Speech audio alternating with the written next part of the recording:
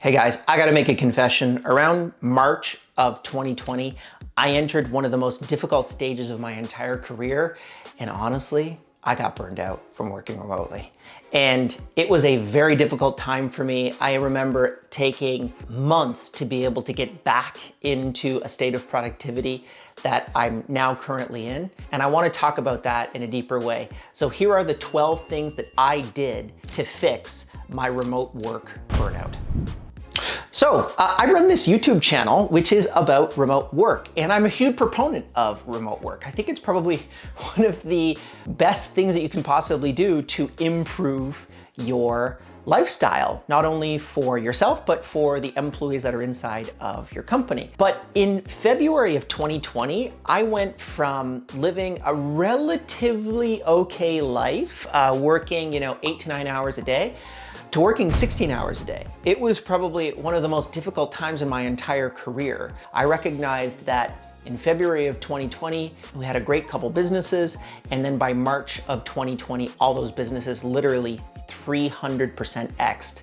It was crazy, and we saw such a massive amount of growth, and I realized to myself, if I don't focus right now and put all the energy that I possibly can into building out this opportunity, taking advantage of this opportunity, it's going to leave me behind. So from February to effectively July, I literally sat down and worked every single day, 7 days a week, 12 to 16 hours a day. It was probably what ended up resulting in a fair amount of burnout for myself, and I really didn't get back into the proper swing of things until the next year.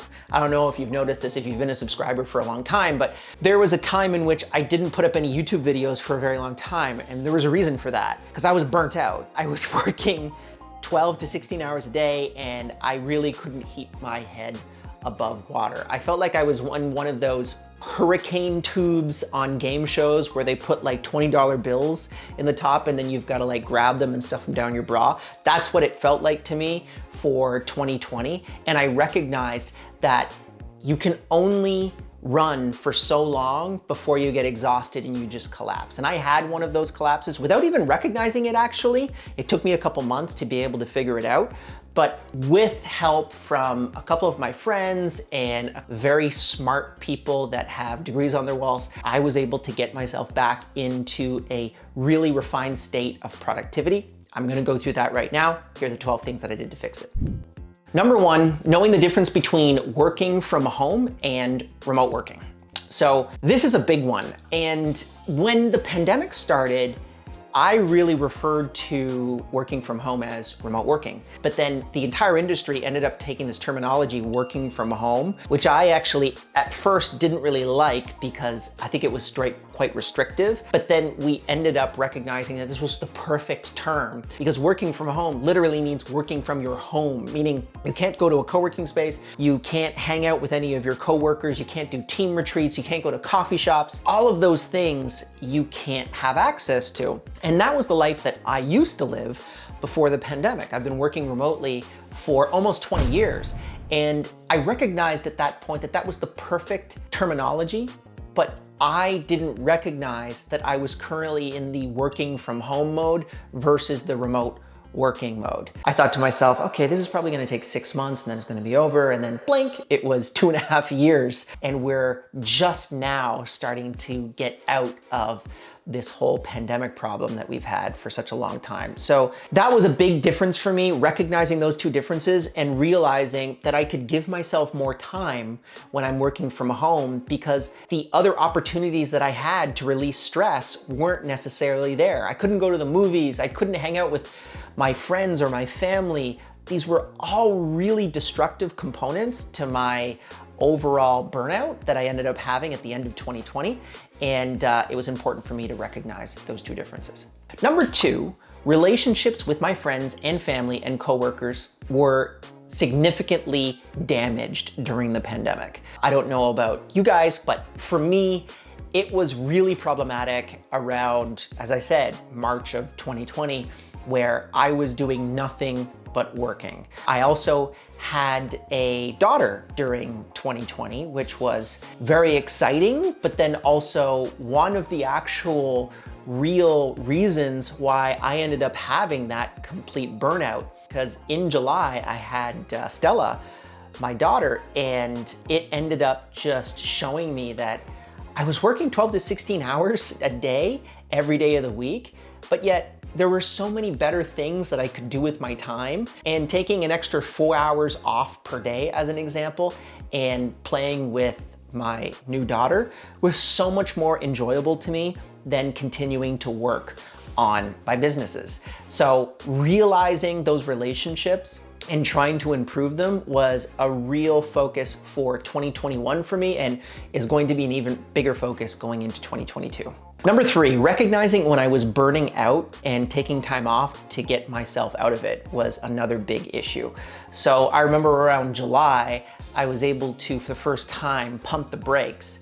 And we had the birth of our daughter, and I was able to take a couple weeks off. And then I remember after these couple weeks, I just felt so well rested. Even though I had a brand new baby daughter, it was just kind of like, I felt so much less stress than I had had before, not looking at the business or doing a podcast or putting together some YouTube videos or managing the growth that we were experiencing at a whole bunch of different aspects. I mean, we went from running 1 event per year at Running Remote to running 4 events per year at Running Remote virtually. And even though virtual isn't as problematic as in person, it's still a lot of work. We ended up effectively 4xing everything inside of the business, and it was really a problem, and I needed to recognize how to get myself out of it as quickly as humanly possible. It took a lot of time to be able to get to that point, to recognize that I was having that burnout. The big critical part for me was realizing taking time off was actually energizing me, as opposed to previously when I take time off, it does the reverse. Jumping into work is something that would usually energize me. So take that as well with a grain of salt. It might be different for you, but for people that are entrepreneurial, work is really their passion. And for me, for the first time in my life, when I didn't work, I felt more passionate about not working than when I was working. Number 4, making sure working from home didn't turn into living at work. That goes back to my previous point, which was I was spending the vast majority of my time in a little box in my office. I actually moved to a bigger house, which was in part of my burnout. I realized that I need more space, and that did improve my mental health a little bit, but my wife is actually at the completely opposite side of this house. And that just creates a really good division where I can leave this space and I can leave all of my work behind. My laptop is here. I don't actually disconnect it from this particular space anymore. And I really make sure that my workspace is my workspace and my social space is my social space, which is down here. That's my shower, by the way, over there. I completely disconnect from all of the work requirements that I usually have inside of my life when I disconnect from work. And this is something that I've said to multiple people, multiple times on this YouTube channel, actually, that you have to divide your workspace from your social space, but I wasn't doing that. I was doing, Zoom calls at like 11 p.m. on a Saturday, not realizing that this was completely destroying my work-life balance. That comes to my next one, number 5, which is fully committing to asynchronous management and getting out of Zoom calls. I remember in Bali, we had a debate between synchronous and asynchronous work. And I was kind of like the facilitator between that debate. And I recognized at that point, this was back in 2018, that asynchronous management was the way to go. I realized that what I was currently doing didn't necessarily work, and we actually ended up making a really good transition towards asynchronous work over the last couple years. But the issue was that in 2020, no one knew what asynchronous work was, and they probably still don't. That's why we're writing a book about asynchronous management. And I realized that I was injecting myself into a bunch of synchronous environments where I was doing 8 to 9 hours of Zoom calls per day. And that was just completely destroying my mindset. So we actually made a couple very clear changes. Number one, we built a lot of asynchronous documentation internally inside of the company. And for new team members that were joining the company, we really tried to onboard them towards the asynchronous management philosophy.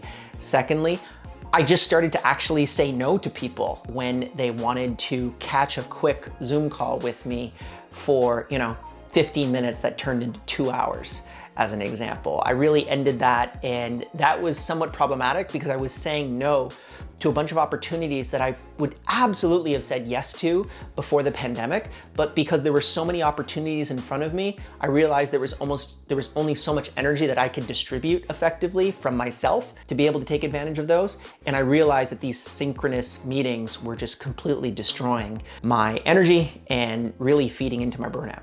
Number 6, I really needed to become fully present with my wife and daughter. After the birth of baby Stella, I was at a point where, as I said, I took some time off, and that really triggered the realization of my burnout. I had probably already been burnt out before that point, but the realization of my burnout was that pause and recognizing that I was getting empowered from pausing as opposed to the reverse. And I realized that at this point in my life, I had worked for, effectively the last 10 years on my businesses, and I really needed to pause and take time to be a father to my new daughter. And that was something that was very difficult for me to recognize.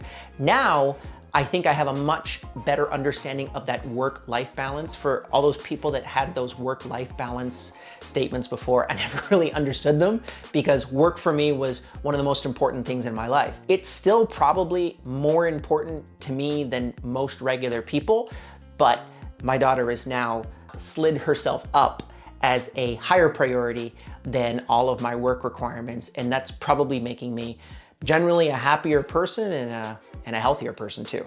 Number 7, I stopped eating junk food. This was one of the things that was also really destroying me. I gained probably about 20 pounds during the pandemic. I still haven't lost that weight, but I was able to stop the bleeding because I just realized I was eating whatever I could just to kind of continue on with what I needed to do. I know around a year ago, I stopped drinking caffeine. That was such a monumentally stupid decision for me to be able to start drinking caffeine. And it took a couple weeks for me to get off of it. But after that, I was way more productive and just a lot less irritable than I was before. So really important to be able to get that junk food and cut it out of your diet. If you do, then it's going to take a couple weeks, it's going to be difficult, but after you get out of that junk food haze, you're going to feel way more productive than you ever did. Number 8 was measuring my work hours with Time Doctor and recognizing when to turn work off. So this was another big issue. I was working, as I said, 12 to 16-hour days, and there were days where I'd have a call at 7 a.m. and then my last call wouldn't end until 10 p.m. or 11 p.m. And this was really destroying me because I didn't have any time to really kind of disconnect from work. I would close my laptop and then I would immediately just go to sleep, and I'd wake up the next morning and do it all over again. You can only do that, at least for myself, so many months before you end up at a point of no return where you're saying, I can't do this any longer. I really need to be able to figure out something else to do. I remember actually starting to shake, literally starting to have the shakes while I was working. And I thought to myself, oh, maybe it's a health issue, something like this. And no, they said literally it's just from overwork and from stress, but we'll get into that later. Number 9, getting some level of exercise in that positively impacts my back. I have a really fancy chair. It's an Aeron chair. It's $1,500. I spent a lot of money on my back. I ended up damaging my back in sports earlier on in my life, and it was a really difficult, it's created a lot of problems in my life. And I've recognized that when my back goes into spasm, I become way more irritable generally to almost everyone. And I'm realizing me turning into an a-hole doesn't actually help burnout in any way. So I've actually really focused all of my exercises on just back health, to be completely honest with you. So me and my wife, we end up doing acro yoga quite a bit, and that's really good for my overall back health because I'm able to get into some stretching positions that are really good. Once I can get back to a gym, which I have not been to for 2.5 years, my next goal is to be able to get back into squatting. I used to squat every 48 hours for a couple years, and I have not done that since the pandemic started. But for me, back health is absolutely monumental. If I can't have a strong back, then everything else really falls apart. So if that's you, I would definitely get out there and get some positive exercise in. Number 10, telling other coworkers and team members about my problems and honestly getting some help. That was a major part for me. So I remember speaking to my business partner, Rob, and saying, listen, I'm at a point where if I keep doing this, I think I might lose it. And lose it meaning I've had burnouts before where I've just had to take like 2 months off and not worked at all. Thankfully, he recognizes when I have that moment where I might be going too far, and he's recognized, hey Liam, maybe you need to take a little bit of time off to be able to get your head right. Thankfully, this time I was the one that reached out to him and I said like, listen, I just can't keep going at this speed anymore. I need to be able to slow down. And thankfully he was totally cool with that. I remember when he actually ended up having kids, we really switched some of our roles where I was doing more of the customer facing activity than he was. And that ended up being a really good thing for him because he could spend more time with his kids.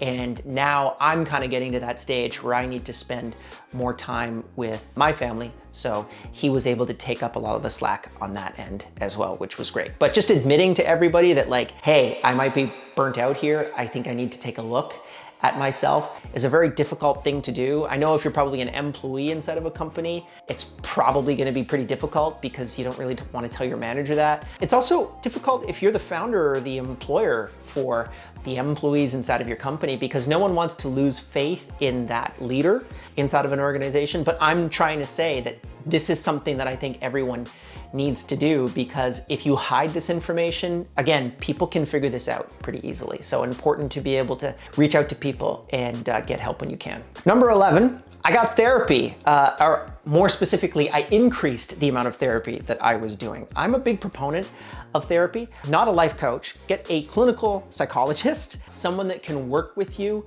that has degrees, that has a bar that they have to surpass. I really don't like all of the pop psychology that's currently happening in today's society because people are kind of fooling around with people's brains and it's really important things.